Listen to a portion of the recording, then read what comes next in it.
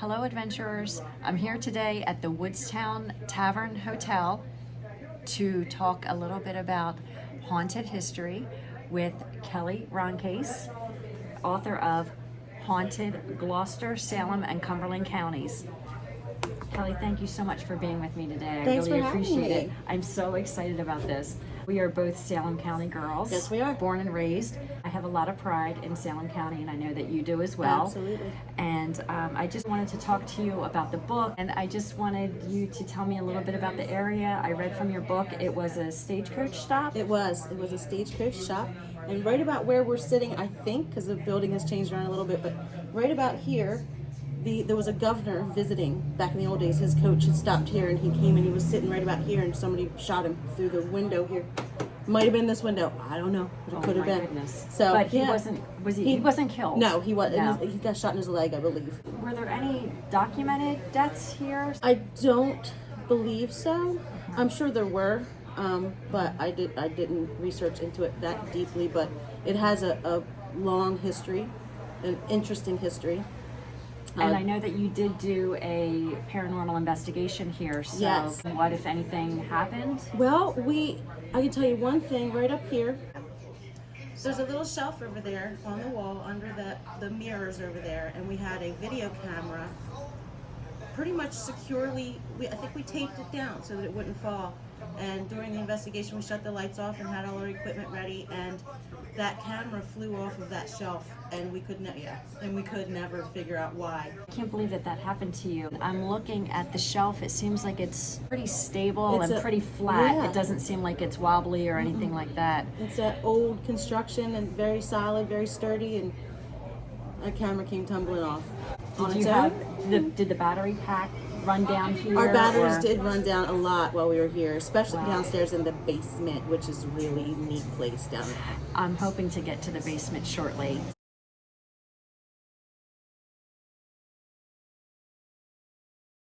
I do remember reading that the building was segregated, so It was. Back in those days, the white people would be up here and the black people would be downstairs, and there was a bar down there for them. They were allowed here, but they were downstairs and the others were upstairs, and right now there's a staircase down there that leads to nothing. It just goes boink into the ceiling, which is neat. Because that was their own separate entrance. Yes, that was their entrance. We did some audio recording down there, and we did get a name. We heard somebody calling a name, and I think it was Ethel. So it was really clear to you? It was could clear. hear that? Yeah, Wow. It sounded like, and I'm like, nobody here's named Ethel. What's happening? Which that actually, was neat. that leads me to one of the questions I had. The EVP recordings, I'm a huge fan of paranormal shows and investigative shows. Whenever I hear the EVPs on the TV, they never sound like what they're telling me it sounds like. Right. Are they really that clear? Or Usually does no. it, no. Yeah, they're usually not. And I think that, no offense to the TV people, but I think because a lot of times they'll say, oh, we just heard them saying, hey, John. And then you listen to it, and that's what your brain hears. Right. But sometimes they'll say, listen to this and see what you think. And you might hear them saying, come to the kitchen. It's really hard, but sometimes they are very clear. And those are actually the ones that I question the most, because I'm like, maybe somebody did say that. Mm-hmm. But I think there was 2 people downstairs, and everybody's like, why would I say the name Ethel? Like, it doesn't make any sense. So a lot of times they're very clear. Other times you just hear what you know is a voice, but you might not be able to tell what they're saying.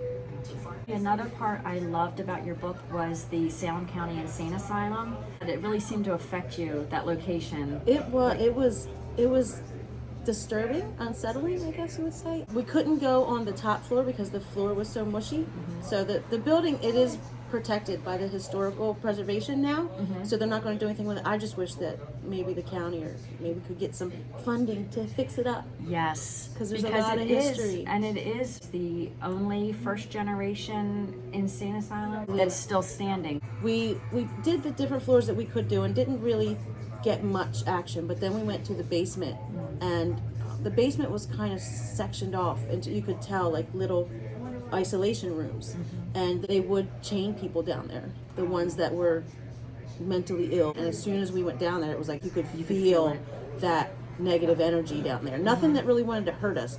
They liked to pull hair, because I got a little, but we got a lot of interaction with our equipment our K2 meters and such. Do you feel like it was more of residual hauntings or I don't intelligent? think so. I think it was intelligent. Yeah, because they were definitely trying to get our attention. Wow. Probably trying to get out because they're probably stuck there and think that they're still chained, and it's a terrible way to exist. Wow. There's another location that really isn't too far from here. It's Barry's Chapel. Mm-hmm. First of all, is the chapel still standing? No. Over time, the building crumbled, and there was a foundation, but now the foundation's kind of crumbling too. If you know what you're looking for, you can find it. And I will be trying to find it. When we were in high school, all the kids used to go out to Barry's Chapel. Barry's Chapel is scary out there. Not me. We never went. Neither one of us ever went. So we decided, me and my ghost crew decided to go out and investigate Barry's Chapel because everybody talked about it. So we went out there, we go into the woods down a dirt road, and we found a little area. We parked our cars and we started walking into the woods. We walked for about an hour. So we walked and it started getting late. We got to turn around. We got to try this again. So we turned around and walked back to the cars and noticed, as we walked up to our cars, that we were parked at Barry's Chapel. We were parked right next to the tombstones that remain. We were parked there the whole time. Yeah, that sounds like something I would do. Yeah. So once we found out that that's where we were, we went ahead and we put our equipment out. We didn't get too much equipment-wise, a couple blips here and there, but the thing that really struck me was you can tell there's some cornerstones still left from the foundation where it was, and so you can tell where the chapel had stood. And in that square area, the grass is very short, and no other plants, no bushes, no trees, no tall weeds, nothing grows in that section of the woods, and it's out in the middle of the woods. That struck me very strange. Wow. I thought that was odd. And if you know anything about Salem County, the woods can be pretty dense here. It's kind of interesting. You can lose your bearings pretty quickly. Did it burn down, or did it fall down eventually? They say it burned down. They say there's so many different stories that goes with the chapel. They say that like bad things happened there, and the people burned it down, and they say that the pastor Barry was hung there, but sometimes that was one of the legends. You go out there and you see him hanging. I didn't see him. And in terms of the places that you talk about in your book, especially in Salem County, this Barry's Chapel seems more of like a legend story. Yeah. Whereas other places that we're going to talk about, that we have talked about, they're more based in fact. Right. Does anyone else think that this might be a bad idea?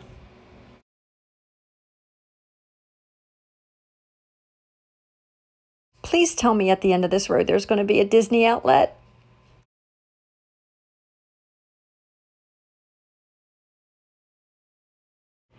The sign did say Barry's Chapel Road, but I feel like it's more Blair Witch Road.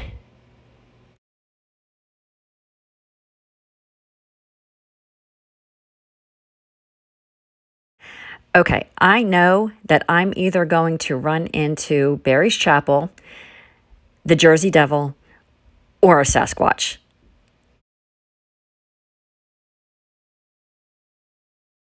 I am in the middle of nowhere.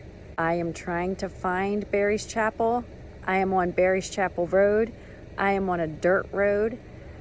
I can't find it, and I don't think I want to find it by myself. I'm doing my best, but I'm not feeling very adventurous. To me, one of the most interesting places in Salem County is Finns Point National Cemetery. Yeah. It really is a hidden gem of Salem County in terms of just history in general. Yeah. Haunted history, yes, but in the history of the country, it's attached to Fort Mott. So tell me a little bit about Finns Point. Well, Finns Point, it's actually still active.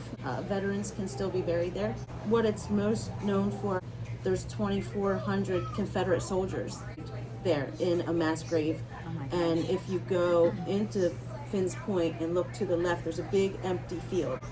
All the individual graves are mostly to the right and towards the back. But there's a big dip in the field, and that's where 2,400 Confederate soldiers buried in that hole. Is it just a Confederate cemetery, or are there Union soldiers There buried are Union there? soldiers buried there. Also, I want to say 15 to 20 German soldiers buried there, and they are along a side stone wall, and their headstones face the wall because they were joined there. Yeah. So it is. It's just a collection of history and soldiers from everywhere, not just our soldiers. And There wasn't a battle there, though. It was just... Yeah, Fort Mott never saw any action. Peapatch Island and Fort Delaware are just a ferry's drive away. It's on an island out in the middle of the Delaware River. And it was active, but they had a lot of sick people there. And the sick people would die there, and then they throw them in a room, and then they throw them on a barge and bring them over to Finn's Point and bury them. So even though there was no gunfire battle, there was a lot of trauma and death, disease, and a lot of negative energy, I guess you would say. Really, you just feel an energy surrounding the place. I've never been scared there, but I have felt and experienced some things out there while we do investigations and just wandering around. And unfortunately, it was also the scene of a more recent tragedy that involved the caretaker. Yes, there. Mr. William Reese, the caretaker for the cemetery, was a victim of Andrew Cunanan, the serial killer. I had just begun my career as a newspaper reporter. I had been working for the local paper for 3 months, and this occurred on a Friday, and my editor called me and said, go out there. And I was green as green could be, and this was my hometown. I knew Mr. Reese from afar because we would take our four-wheel drive vehicles out into what we called the Bajas out there where all the dirt and everything was, and he would yell at us, you kids, get out of there. And we never gave him a hard time except for that, and we'd just say, hi, Mr. Reese, But I did end up winning a NJPA, New Jersey Press Association award for that coverage. So it kicked off my career great, but I wish it never happened. I'm standing at the gates of Finn's Point National Cemetery. I'm going to show you the monuments. You can see here the monument to the Union soldiers who died. I believe it was 125.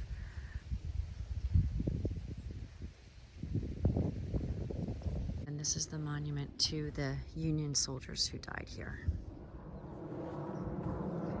If you turn here, I don't know how well you can see it, but there are names engraved into this monument for the Union soldiers.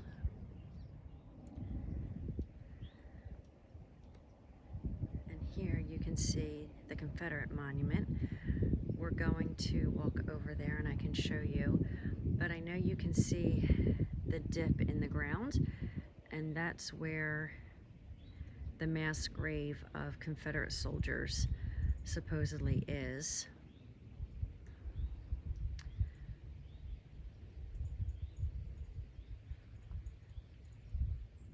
I am not going to walk through there. I'm going to be respectful and walk back on the road and then walk around. This is the Confederate monument to the 2,400 soldiers, Confederate soldiers, who died here.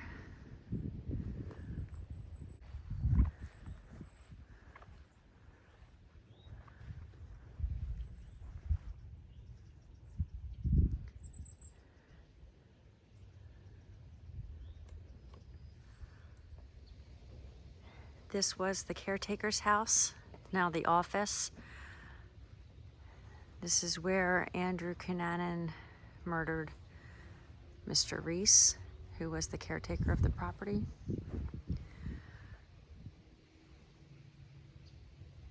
I never really knew that you had this side to you, and the ghost hunting and the paranormal side to you, until the book came out. Oh, wow. So how did that get started? I've been interested in anything weird, I guess you could say, since I was a little kid. I used to belong to an organization, and my grandmom and mom were also involved in it, and we would have meetings at this old church. It wasn't a church at the time, it had been a church. And I was young, I was 7, 8 years old, and we would go to this old church, and there were certain areas where I would go in and just the hair on the back of my neck would stand up. I would just feel very scared, I guess you would say.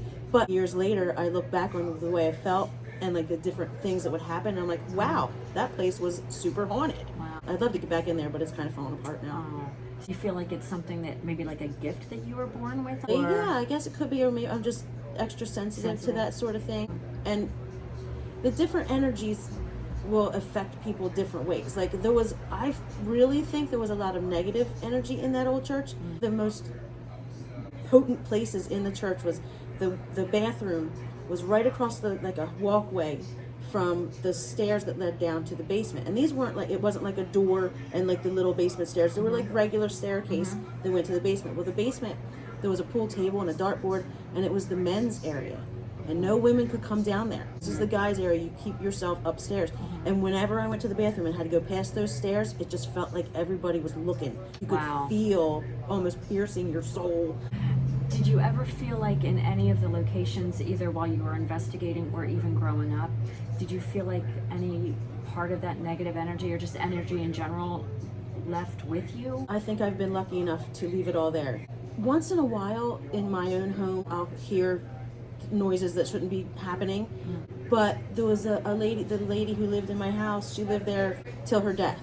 So I learned her name, and I'll say her name and say, it's okay, and it's less now. But when I first moved in there, it was some crazy stuff going on until I learned her name. We've spent the majority of the time talking about Salem County, but the book is also about Gloucester and Cumberland Counties in New Jersey. Tell me a little bit about some of the locations that you went to in those two counties. Okay. A big chapter in the book is about Greenwich, Cumberland County. It is the cutest little town. It's been there for a long time. It used to be kind of like a shipping town because it's right on the Cohansey River. So they used to do a lot of trade that way on the water. It's the location of the first and oldest jail in Cumberland County, which was located directly behind a tavern. So when there when there was bar fights, they just took them out the back and put them in the jail. There's tons of stories, but you got to get the book and read all the stories, but there's tons of stories. So there was soldiers. They were on a boat or whatever, and they set up camp right near this tavern. Convenient. And they were taking shifts. A guy would stay up to watch. Legend has it that a hairy beast came out of the water, and two guys ended up dragging them back into the water with them. And it was a whole big, they call it the Greenwich Terror. And oh wow. Yeah. And so it's happened. not like the Jersey Devil. It could have been something different. Because he does like the Pine Barrens. So he's probably not a water creature, but yeah. We don't know. We don't know. And we don't want to find out. No, we don't. But there's another story where there was a pirate lived in Greenwich, because it's pretty much surrounded by water. And the pirate house, it's still there. And they had gotten their plunder, whatever, and they were divvying up the coins. And the captain was pretty much saying, one for you, two for me, one for you, two for me. And the guys, they realized, this isn't fair. What is happening here? So they ended up attacking their own captain, taking him up into the attic and chaining him to a pole up there until he just kind of died a terrible death up there by himself, screaming and rattling chains and such like that. And you can hear that coming out of his house. Oh my goodness. Oh yeah. What about is it at the Blue Plate restaurant? Yes, Blue Plate restaurant in Mullica Hill. It's a great place to eat, by the way. Great food. The front of the building, like the front section of the building, it's a 2-story section, and that was an elementary school back years and years and years ago. So the basement under that school is the original basement. It actually has a fireplace in the basement, which is very odd. Research history says that the town leaders would have secret meetings in this basement room with this fireplace and discuss shady things down there. Goodness. So yeah, we investigated down there, and that was the place where we always carry walkie-talkies, so when we're separated we can get in touch with each other. Because every time we would hit the button and try to talk, it would just come out gibberish. Adventurers, you are going to have to pick up this book. It is Haunted Gloucester, Salem, and Cumberland Counties. You might even be able to get Kelly to sign it for you. Thank you so much for spending a little bit of time with us today. Just remember, I can book your adventure one dream at a time.